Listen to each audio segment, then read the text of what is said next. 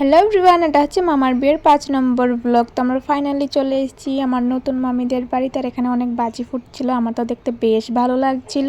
আর guys, ভিডিওটা সব কিছু একসাথে দেখালে অনেক লং হয়ে যাচ্ছিল, তার জন্য আমি ভিডিওগুলোকে শর্ট করে আপলোড করছি। তো তোমরা দেখো ভিডিওগুলো, ভালো লাগলে লাইক কমেন্ট শেয়ারও করে দিও।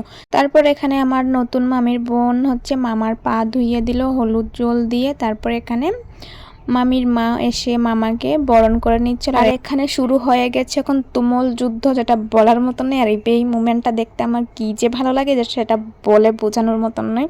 কিন্তু ওরাই আগে স্টার্ট করেছিল, বাট শেষটা আমরা করেছি, যেহেতু আমরা লড়কে वाले হ্যাঁ, তো আমরাই জিতে গেলাম। তারপরে এখানে বরণ টরণ করে নিল, মামাকে জল মিষ্টি সব খাইয়ে নিল। তারপরে পান পাতা দিয়ে সব বরণ করে নিল। তারপরে মামা এখানে প্রণামও করে নিল।